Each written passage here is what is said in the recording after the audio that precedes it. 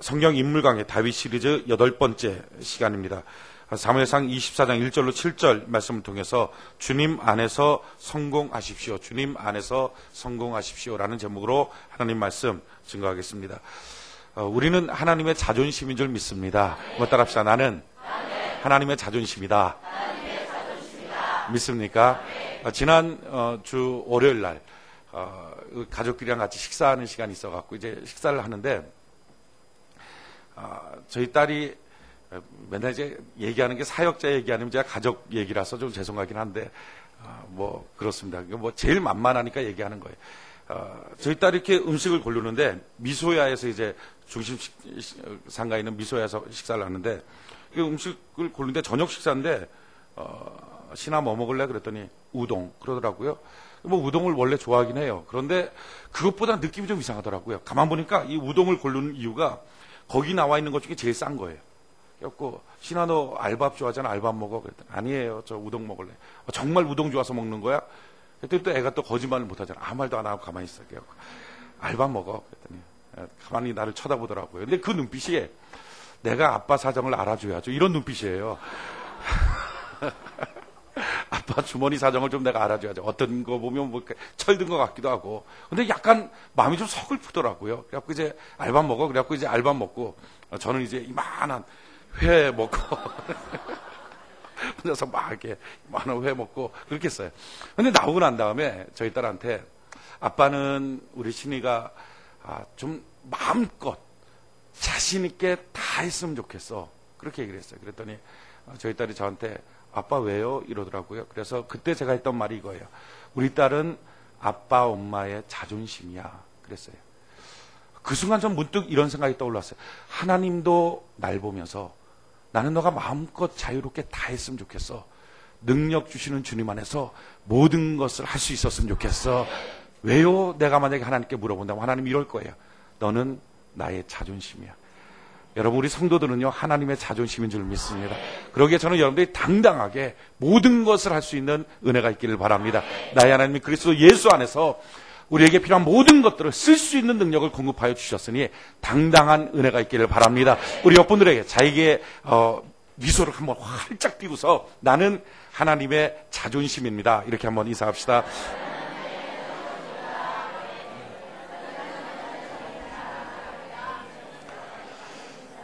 할렐루야. 우리 한 사람 한 사람 하나님의 자존심인 줄 믿습니다.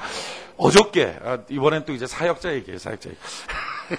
어저께, 이제 청소를 다 마치고 교육실에서 이런 얘기를 하는 게 이게 덕이 될까 안 될까 모르겠지만 그냥 하는 거예요. 근데 이런 얘기 덕이 될까 안 될까라고 생각해서 하고 나면 나중에 꼭 왜 얘기했냐고 저희 집사람이 그러더라고요. 근데 뭐 아무튼 뭐 얘기 들을 거에 가고 하는 거니까. 이제 청소를 다 마치고 교육실에 모여서 이제 수박 파티를 하는데 그 전에 잠깐 이렇게 막 음악을 틀어놨어요, 교육실에. 그랬더니, 초등부에 한 명이 이렇게 막 음악에 맞춰서 오늘 이제 예배 때 앞에 나가서 율동하는 애인 것 같아요. 막 이렇게 율동 연습을 하더라고요. 근데 저희 딸이 이렇게 앉아갖고 이렇게 하고 따라하고 있는 거예요. 보니까 너무 하고 싶어 하는 것 같아요. 그래갖고, 일로 와. 그래갖고, 너 해. 너 서. 내가 담임 목사야. 너 서. 괜찮아. 그래서 너 서. 그랬더니 정말 괜찮아 서 그러더라고요. 그래갖고 이제 가서 이제 옆에 삐죽삐죽 가갖고서 이렇게 하더라고요. 그런데 그러기는 순간에 그 어린이부를 담당하고 있는 그 조그만한 젊은 전도사가 저희 딸을 보더니 뭐야 그러더라고요. 근데 뭐야 하는 순간에 제 눈에서 불이 확 트는 거 있죠. 저놈의 자식을 당장 잘라버려 막 별 생각다가 머릿속에. 그래갖고 내가 하라 그래서 해. 그 순간에 저놈 자식 잘라버리니까 막 그러다가 제 마음을 이렇게 딱 안정시키는 건 오직 한 가지더라고요. 담임 목사의 품위를 지켜라. 너가 그런 일에 흥분하면 안 된다. 마음속에 그 마음을 주시는 거예요. 저는 그때 또 느꼈어요. 제가 무엇인가를 할 때 옆에서 이렇게 저를 괴롭히고 힘들게 하고 속상하게 하고 어지럽게 만들고 하는 사람이 있을 때 하나님 아버지의 눈에 불꽃이 튀겠구나. 그래서 하나님 아버지가 만약에 내가 그래도 우주 만물의 심판자고 치리자지 내가 왕의 왕이지 하는 품위를 생각하지 않았으면 다 소천했다. 다 죽었다.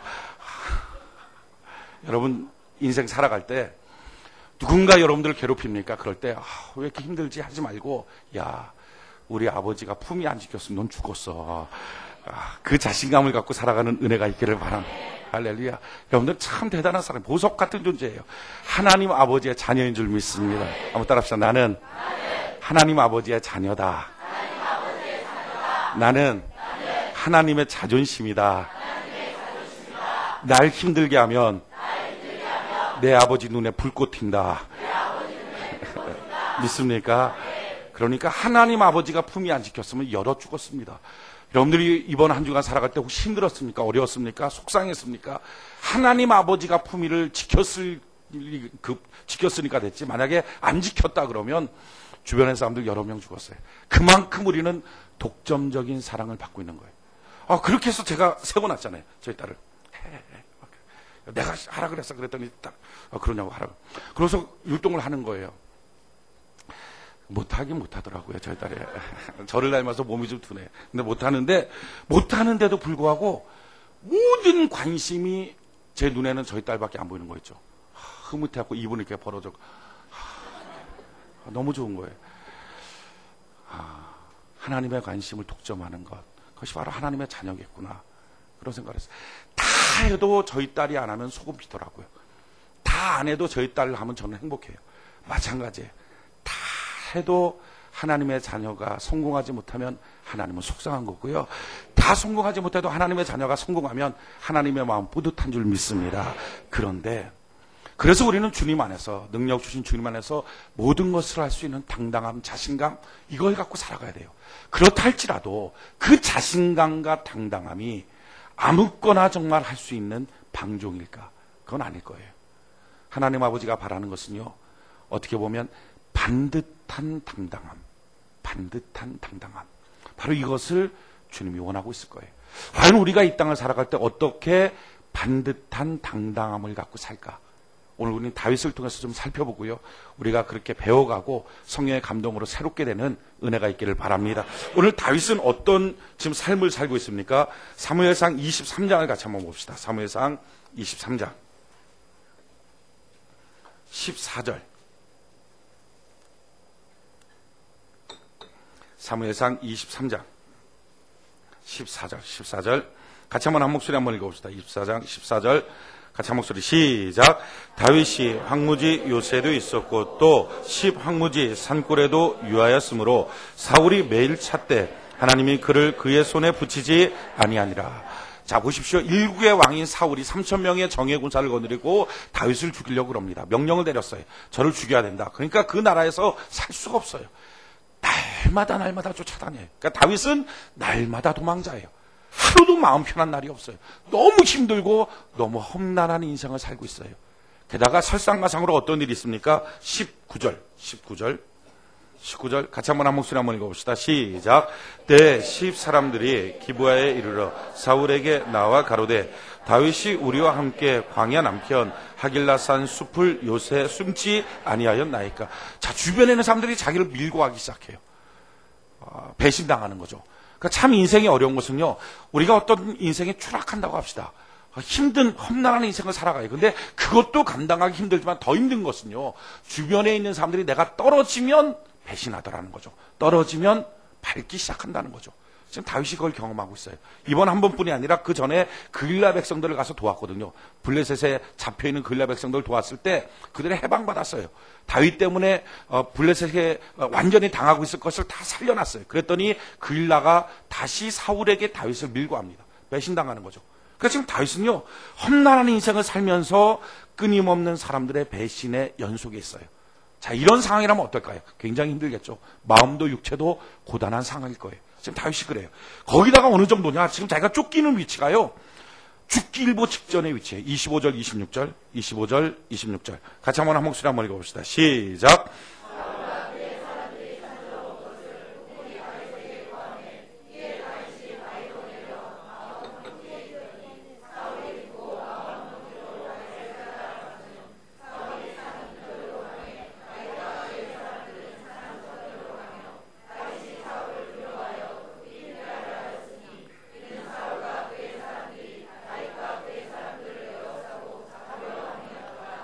지금 어떡하죠? 산 이편과 저편 사이로 막 쫓고 쫓기는 추격전이 벌어지는 거예요. 금방 말 타고 달려가면 몇 분 안 걸리게 잡을 수 있는 그런 위치로 지금 도망가요. 포위당하고 있어요. 죽을 지경에 빠져 있어요. 그럴 때 하나님께서 급히 그를 도와주지 않았으면 다시는 여기서 죽었을 거예요.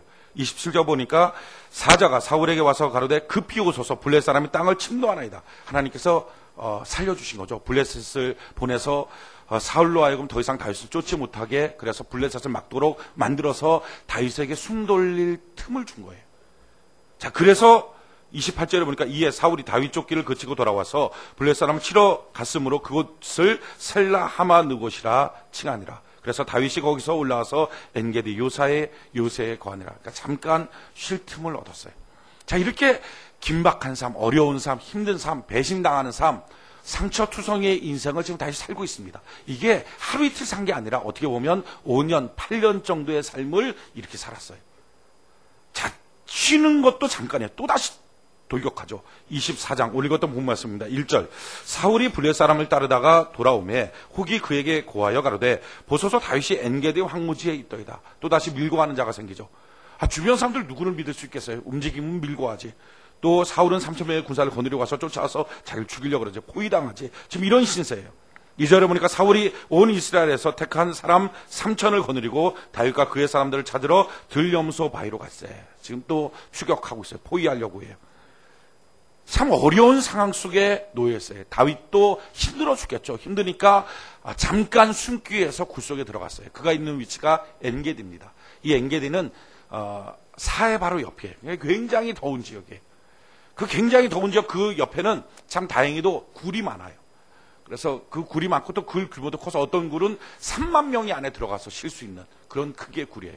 근데 그런 수많은 수천 개가 되는 그 굴 사이에 다윗이 딱 지금 600명의 다윗의 사람들과 더불어서 숨어 있는 거예요.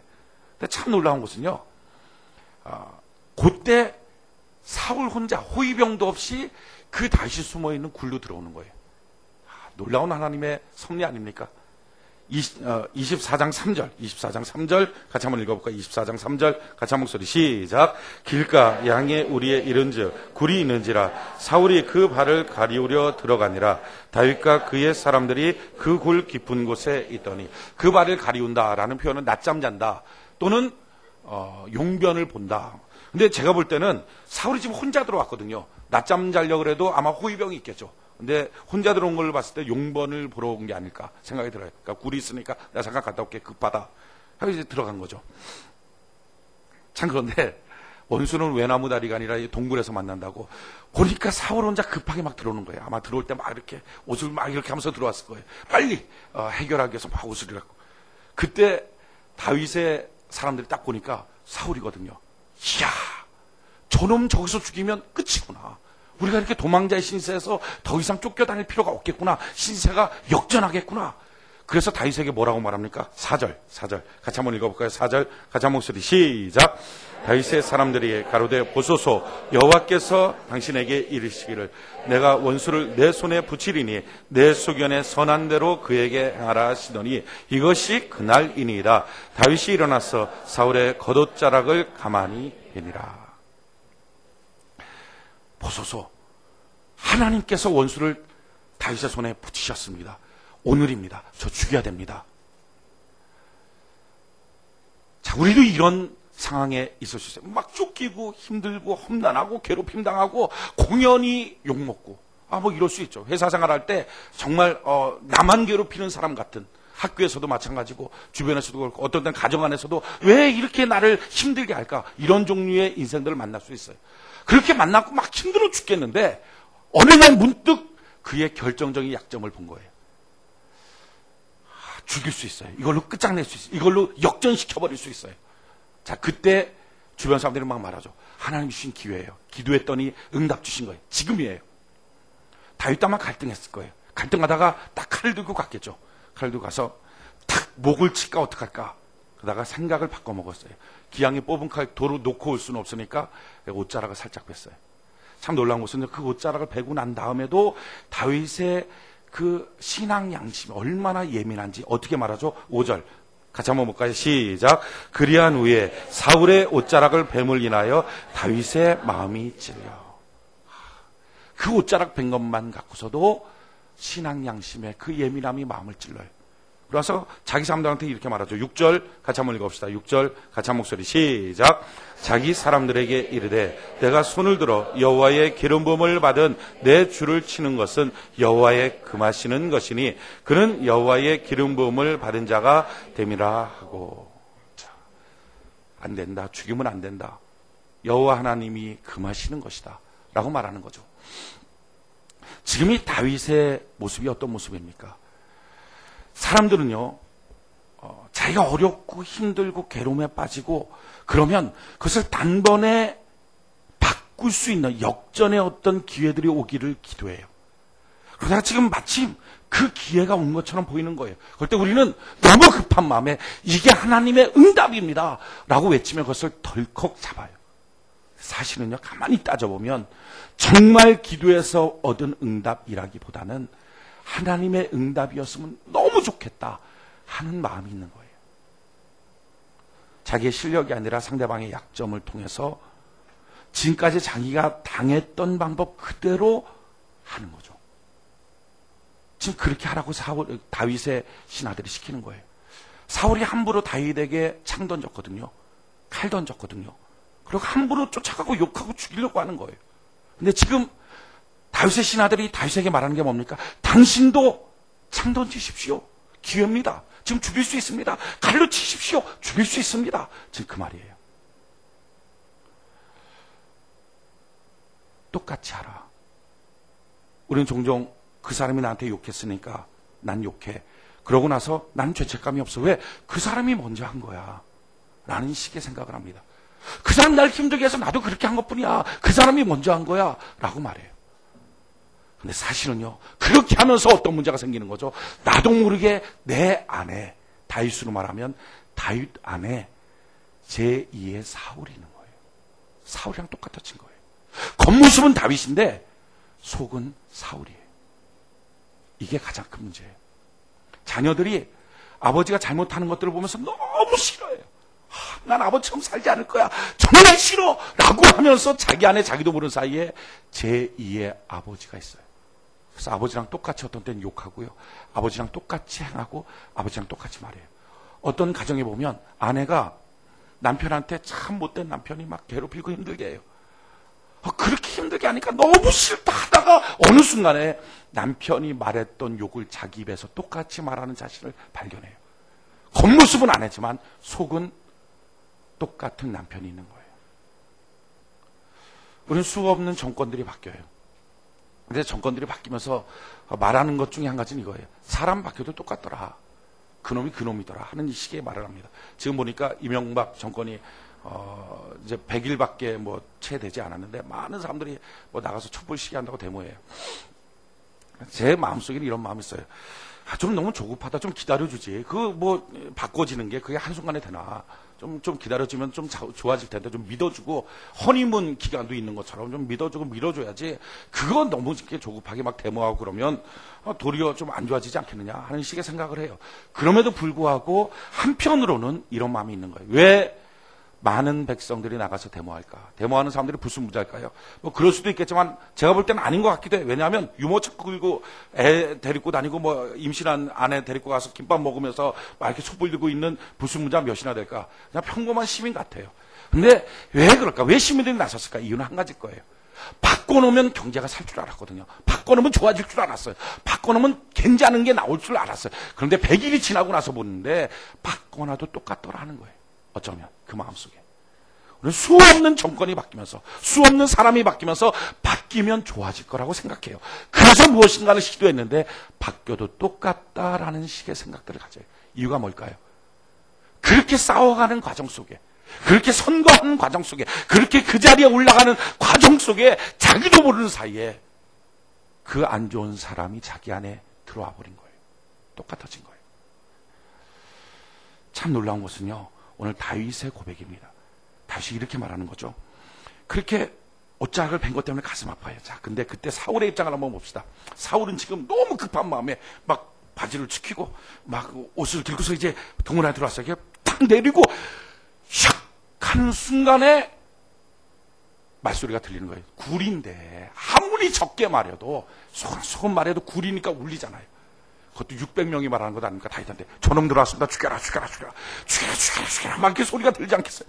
딱 앉았는데 지금 일었을 수도 없잖아요. 어떻게 그 상황에서 일었을 수도 없고 지금 막 이렇게 방법이 없는 큰 거를 딱 하고 있는 순간에 이게 중간에 끊어지지도 않았는데, 설교 시간에 이렇게 지저분한 얘기를 해야 될지 모르겠지만 아무튼 그런 순간에 죽여라 그러더니 한 사람이 저벅저벅 걸어오는 소리가 동굴이니까 들리겠죠. 딱 느낌해 보니까 발걸음 소리가 다윗이 죽었다, 끝났다. 뒤에서 촥 하고 칼을 꺼냈겠죠. 끝이다.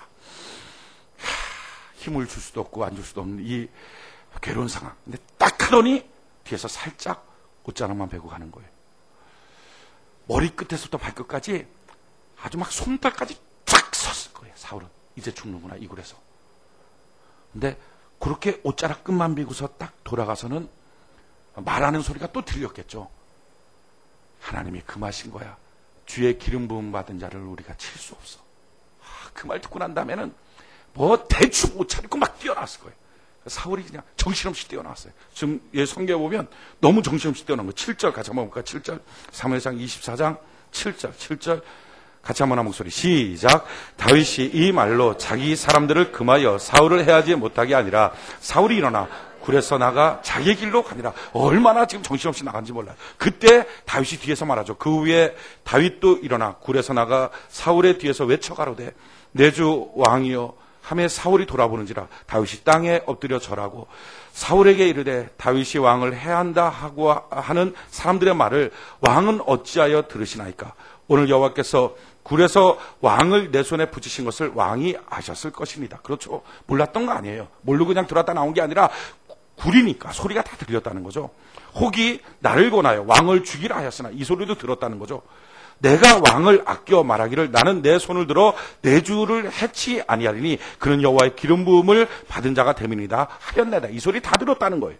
나의 아버지여 보소서 내 손에 있는 왕의 옷자락을 보소서. 내가 왕을 죽이지 아니하고 겉옷자락만 베었은즉 나의 손에 악이나 죄가가 없는 줄을 아실지이다. 왕은 내 생명을 찾아 해하려 하시나 나는 왕에게 범죄한 일이 없나이다. 여호와께서는 나와 왕 사이에 판단하사 나를 위하여 왕에게 보복하시려니와 내 손으로는 왕을 해하지 않겠습니다. 나는 왕에게 잘못한 게 없습니다. 나는 왕을 죽일 수 있는 기회가 어쩌면 내 앞에 딱 왔지만 나는 안 죽였습니다. 나는 왕을 죽일 마음이 없습니다. 지금 이렇게 말하죠. 그러면서 결정적으로 다윗이 말한 말이 있어요. 이게 중요해요.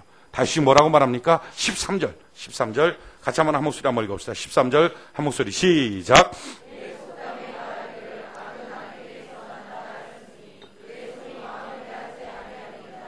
아멘. 무슨 말이죠? 악은 어디서 난다고요? 악인에게서 난다. 오늘 많은 사람들, 특별히 크리스찬들의 잘못된 생각이 뭡니까? 악이 어디서 난다고요? 환경에서 난다고 생각해요.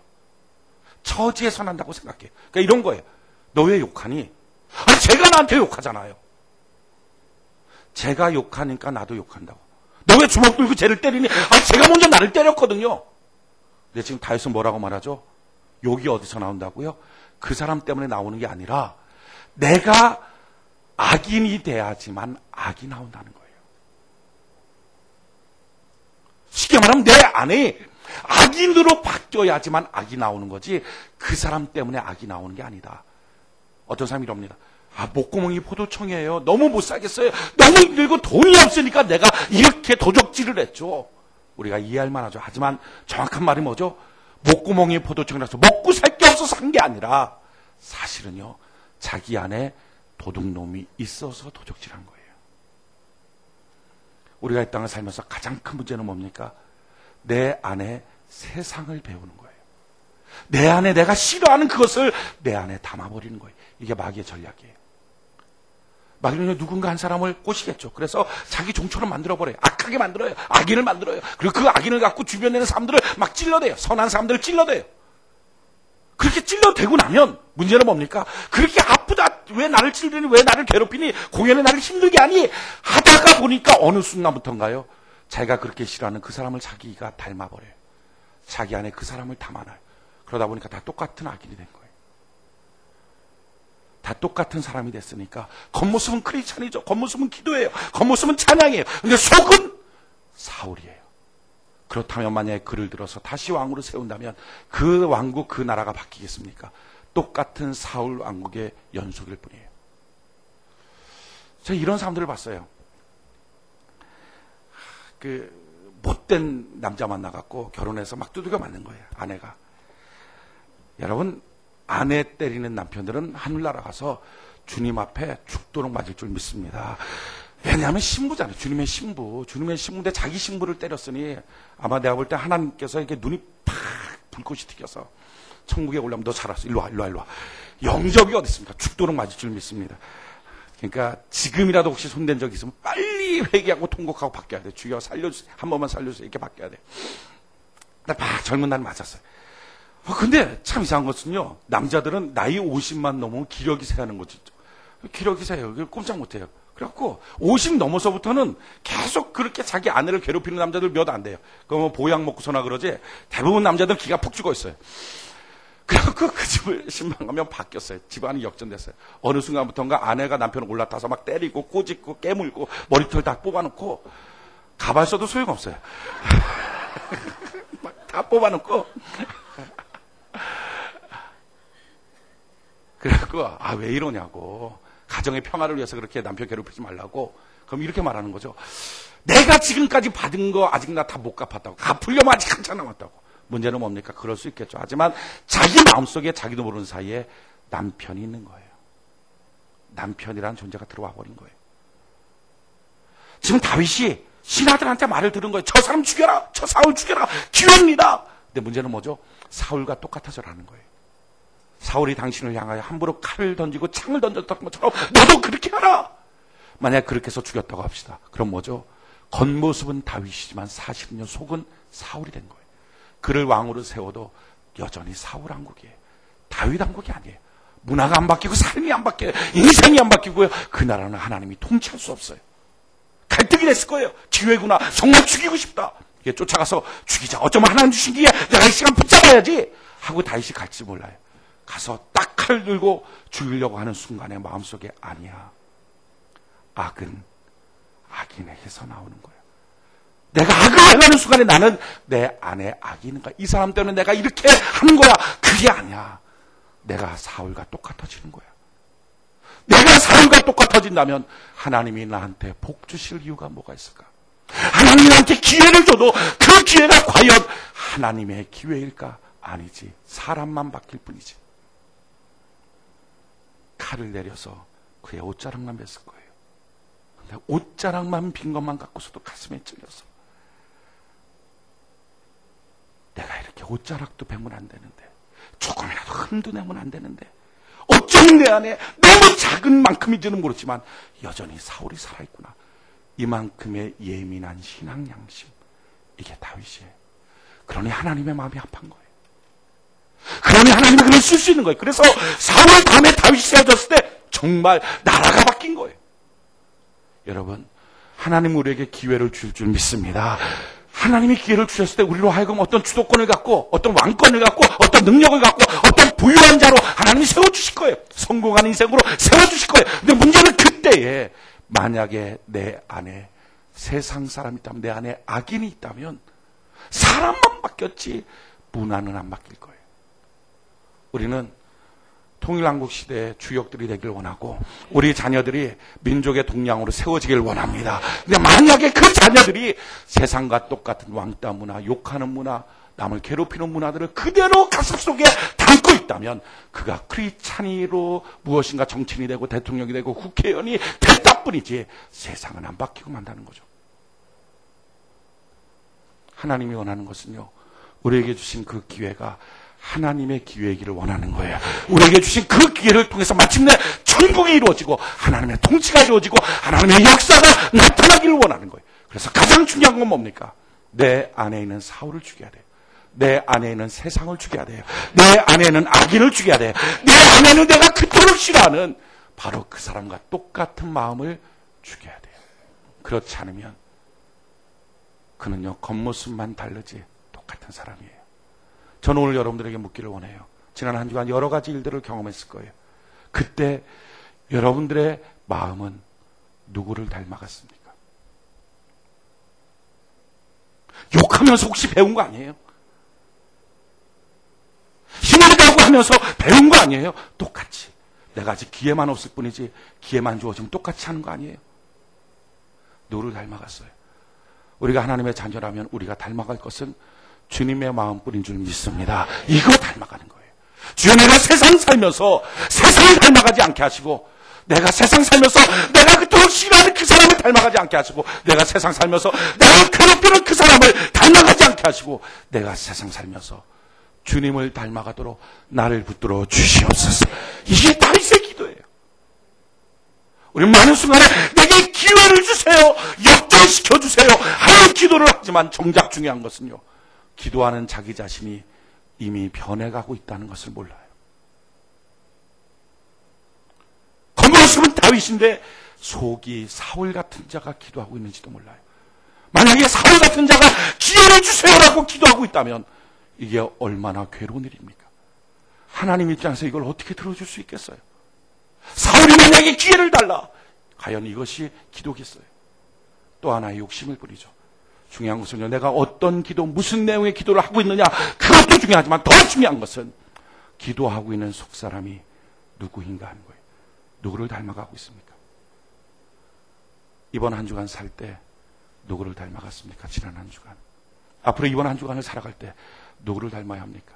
내가 주님 닮는 사람 되게 하여 주시옵소서. 주님의 마음을 본받는 사람, 이게 하나님의 자녀예요.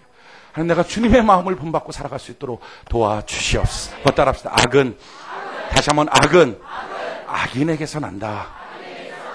믿습니까?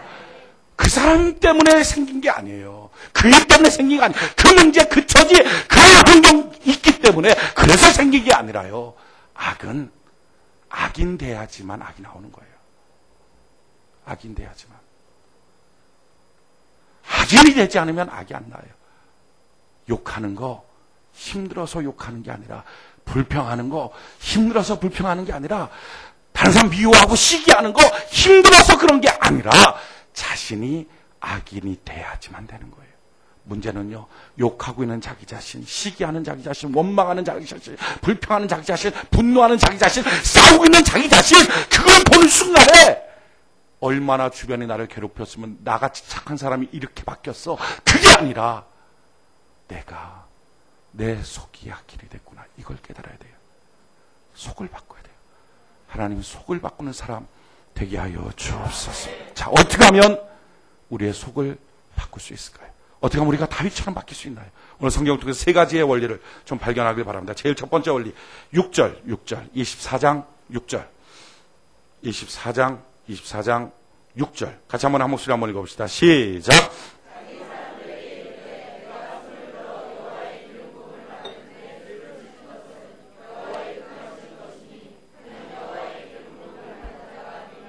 아멘. 자, 제일 처음에 뭐라는 거죠?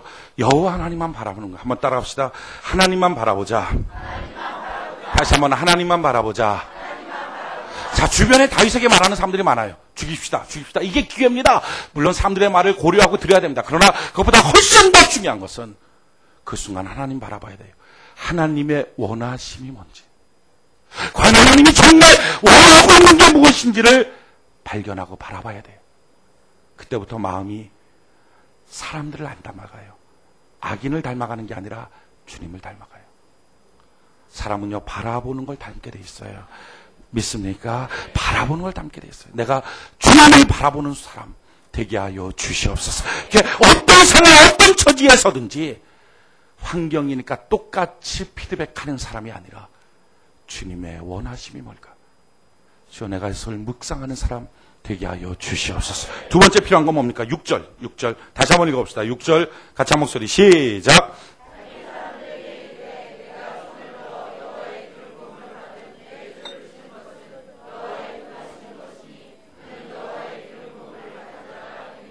아멘. 두 번째 뭡니까? 자기 자리, 자기 위치를 지키는 거예요. 지금 다윗은 누구죠? 사무엘에게 기름 부음 받았어요. 너 왕이 될 거다. 그렇지만 아직 왕 아니에요. 정식 왕은 사울이에요. 그리고 자기는요, 그 사울왕의 신하이고, 어떻게 보면 사울왕의 사위이고, 사울왕의 백성이에요. 아무리 힘들어도 자기는 신하예요. 아무리 힘들어도 자기는 백성이에요. 비록 왕이 된다는 기름 부음을 받았지만 아직은 아니에요. 자기 위치 지키는 거예요. 여러분, 하나님이 싫어하는 것 중에 가장 싫어하는 한 가지는요, 자기 위치를 지키지 않는 거예요. 지금 다윗이 뭐라고 말하죠? 자기 사람들에게 이르되 내가 손을 들어 여호와의 기름 부음을 받은 내 주를 치는 것을 여호와의 금하시는 것이다. 자기 주인이래요. 자기를 그렇게 괴롭히고 죽이려고 하는 그 사울을 향하여 다윗의 마음은 뭐예요? 그는 내 주인이다. 여전히 그는 내 왕이다. 나는 그의 신하다라고 하는 마음을 갖고 있는 거예요. 자기 자리 딱 지키고 있는 거죠. 하나님 싫어하는 사람들은요, 자리 안 지키는 사람이에요. 성경이 이와 같이 말해요. 유다서 1장 6절에 보면 또 자기 지위를 지키지 아니하고 자기 처소를 떠난 천사들을 큰 날의 심판까지 영원한 결박으로 흑암에 가두셨습니다. 무슨 말입니까? 자기 지위 안 지킨 천사, 그게 뭐예요? 그게 마귀예요. 그게 귀신이에요. 여러분, 사람이 언제부터 마귀다워집니까? 자리를 떠난 사람. 그건 마귀다워져요. 많은 사람들이 자리를 떠난 이유가 무엇입니까? 상대방 때문이에요. 그렇게 말해요. 아니, 남편이 남편 같지가 않거든요. 남편이 자기 책임을 안 하거든요. 아, 그런데 왜 나만 내 책임을 해야 돼요? 아내는 내 자리에 남 싫어요. 난 그만둘 거예요. 라고 해서 이혼을 해버리죠. 그럴 때 사람들은요, 이렇게 말하죠. 아, 저 사람, 저 여자 불쌍하다. 남편 때문에 저 사람 저렇게 상처받았구나. 근데 하나님은 그렇게 안 봐요. 하나님은 어떻게 보죠? 둘 다 똑같이 자리를 떠났어. 이거예요. 나는 그 가정에 아내가 남편이 아무리 그렇지만 나는 내 아내의 자리를 지킬 거야 라고 우뚝 서 있다면 그 가정 절대 안 깨집니다. 결국은 하나님이 회복시켜줘요. 가정이 왜 불행해집니까? 자리를 떠나서. 나라가 왜 불행해졌어요? 자리를 떠나서. 회사가 왜 불행해졌어요? 자리를 떠나서. 우린 자리를 떠나면서 많은 이유를 환경 탓, 사람 탓이라고 말해요. 그래서 사실은요, 떠나가는 남편이 다시 또 떠나가는 아내의 마음속에 그대로 살아있는 거예요. 그래서 떠나가버린 부모가, 무책임한 부모가 고아원 가고 있는 자녀의 마음속에도 그대로 살아있는 거예요. 저주가 대를 이어버리고 마는 거예요. 그때 누구라도 그것을 끊고 주변 사람들이 어떻든 간에 아무리 자기를 죽이려고 하는 사울이라도 나는 그의 신하다라고 서 있어서, 우뚝 서 있어서 자기 자리를 지키는 사람만 있다면 시대가 바뀌어서 완전히 다윗의 시대가 온 것처럼 새로운 역사가 오게 될 줄로 믿습니다. 새로운 문화가 나타나고 새로운 가정이 되고 새로운 나라가 되고 새로운 모습이 되는 거예요. 자기 자리 지키는 사람. 하나님, 내가 내 자리를 지키는 사람 되게 하여 주시옵소서. 한번 따라합시다. 내가 내 자리를 지키는 사람 되게 하옵소서. 다시 한번, 내가 내 자리를 지키는 사람 되게 하옵소서. 하나님 주신 역할이 무엇입니까? 직분이 무엇입니까? 직책이 무엇입니까? 가정 안에서는 어떤 역할을 하고 있습니까? 사회 속에서는 어떤 역할을 하고 있습니까? 그래서 어떤 자기, 어떤 환경, 주변에 누가 있든지 그 자리를 지킬 줄 아는 사람. 성도라면요, 성도 자리 지키는 것입니다. 믿습니까? 그때 하나님이 그를 통하여 문화와 시대와 모습을 바꿔주시는 거예요. 아내라면 아내의 자리 지키는 사람, 딸이라면 딸의 자리 지키고, 아들이라면 아들의 자리를 지키고, 회사원이면 회사원의 그 자리를 지킬 줄 알 때 하나님은 역사하는 거예요. 하나님이 이렇게 말하겠죠. 만약에 우리가 이런 사람 때문에, 이런 처지 때문에, 이런 부모를 만나서 이런 사람, 이런 주변 때문에 이랬어요라고 말하면 하나님이 이럴 거예요. 너도 똑같아. 너도 똑같아. 넌 할 말 없어. 내가 너의 기도를 들어줄 이유가 없다. 내가 너에게 복을 줘야 될 이유가 없다. 내가 너를 들어써야 될 이유가 없다라고 말하지 않겠어요? 왜? 너는 너 안에 겉모습은 다윗이지만 속은 사울이야 라고 말하지 않겠어요? 여러분, 자기 안에 주님의 모습을 본받아 살기를 원한다면 주어진 자리를 우뚝 지키는 은혜가 있기를 바랍니다. 주변 상황과 상관없이 하나님이 내게 맡겨주시는 역할, 고유의 모습 그대로 하나님 지키는 사람. 그래서 그때마다 주님 바라보고 주님의 원하심을 따라 사는 사람 되게 하여 주시옵소서. 그리고 또 한 가지 필요한 건 이거예요. 그렇게 할 때 꼭 우리의 마음을 무너뜨리는 게 이겁니다. 왜 나만? 언제까지? 도대체 왜 나만 그래야 돼요? 아, 내가 예수 믿는데 왜 나만 힘들어야 돼요? 왜 주변 사람들 지 맘대로인데 왜 나만 힘들어야 돼요? 이런 식의 생각을 해요. 아니에요. 나만 아니에요. 왜 언제까지 이런 거 아니에요. 여러분, 놀라운 것은요, 하나님은 반드시 온전히 서 있는 자의 편에 서서 그를 통하여 역사의 주도권을 바꿔주신다는 것입니다. 믿습니까? 아무리 억울한 요셉이지만 하나님 요셉 편에 서잖아요. 아무리 억울한 다윗이지만 하나님 다윗의 편에 서잖아요. 결국 시대는 바뀌어지게 되어 있어요.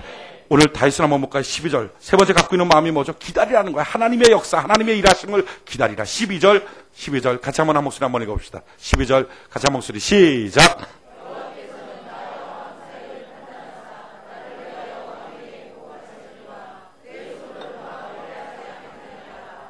자, 무슨 말이죠? 나는 왕에게 보복하지 않습니다. 하나님께서 보복하는 날을 주실 것입니다.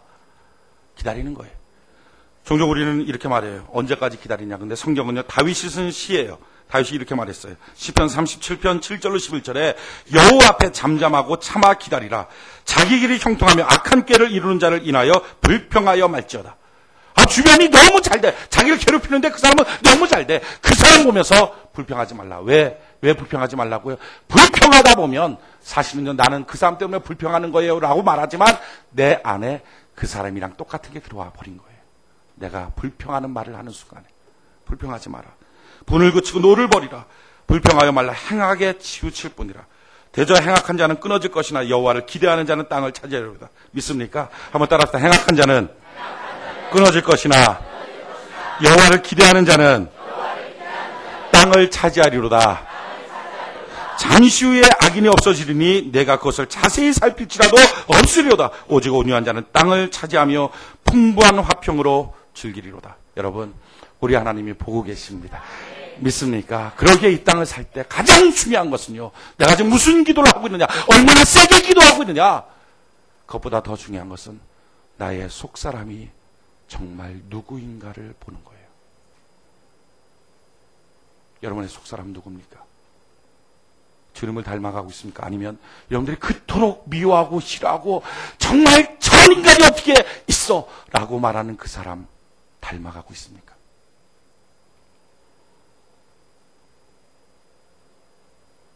우리는 어떤 때는요, 신앙생활 참 못하는 사람 보면 싫잖아요. 그렇지 않아요?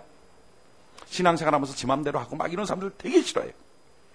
봉사하는데 봉사하다가 나면 막 지 맘대로 하고 막 설치고 다니고 막 다른 사람 상처 주고 이거 너무 싫어해요. 근데 너무 싫어하는데 혹시 우리 속사람은 그런 사람 아니에요? 저는 이런 사람 봤어요. 예배 시간에 졸아요. 우리 교회 뭐 조는 사람 거의 없어요. 한두 명 정도 꼭 있어요. 한두 명 꼭 있는데 보통 그 가족이 졸아요. 대부분의 경우 가족이 졸아요. 근데 졸다가 탁 깨요. 남편이 이렇게 탁 깨면 아내가 졸고 있잖아요. 그러면 아내가 콕 찔러요. 아내가 탁 일어나요. 그럼 같이 일어나서 예배 드려야 될 거 아니에요. 그 깨우자마자 사명을 감당했다 하는 마음처럼 남편이 또 졸기 시작해요. 아내가 또 깨우고 닮아가는 거죠. 속이 누구냐면 속이. 여러분, 정죄의 가장 큰 문제는 뭘까요? 왜 성경은 정죄하지 말라고 말하느냐? 다른 사람을 향해서 비판하고 정죄하고 너 못됐어! 라고 말하는 거 하지 말라 그러냐? 이유는요, 정죄하는 순간에 사실은요, 그 정죄받는 그 사람, 그게 내 안에 있는 거예요. 얼마나 많은 경우가 우리가 무너뜨린 방법대로 우리가 무너집니까? 우리가 욕한 내용 그대로 우리가 욕을 먹습니까?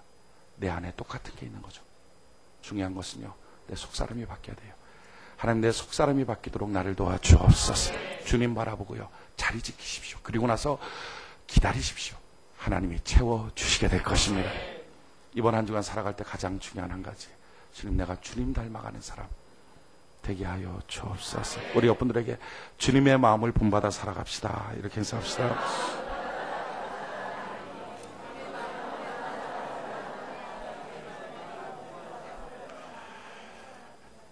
우리 시간같이 하나님께 찬양하고 기도할 텐데요, 가장 중요한 것은요, 지금 내 마음이 누구를 닮았는가. 겉모습에 힘든 게 문제가 아니라 내 안이 중요해요. 오늘 이 찬양 부르면서 우리의 마음을 바꿀 수 있는 은혜가 있기를 바랍니다. 그래야 다윗이 기도해야 기도가 의미가 있지. 사울이 힘들다고 기도하면 무슨 의미가 있어? 내 중심을 보신 하나님 앞에 내가 분명히 오성택이거든요. 내가 오성택인데 내가 김정일 같은 속마음을 갖고서 기도한다면 주여 형통케 하옵소서. 그럼 하나님이 형통 주겠어요? 안 될 거 아니에요. 그러니까 문제는 여러분들의 기도의 내용, 금박한 환경보다 훨씬 중요한 것. 여러분이 예수님을 닮지 않다면 참 문제 많잖아요. 기도도 문제 많고 예배도 문제 많아요. 그렇죠? 예배 드리고 있는데 막 김정일이 막 찬양. 뭐 김정일 정말 회개하고 그러면 모르지만 회개 전혀 없이 그냥 막 찬양. 그러면 어떻게 됐어요? 예배가 엉망진창일 거 아니에요. 주여 내 속이 바뀌는 사람 되게 하여 주옵소서. 우리가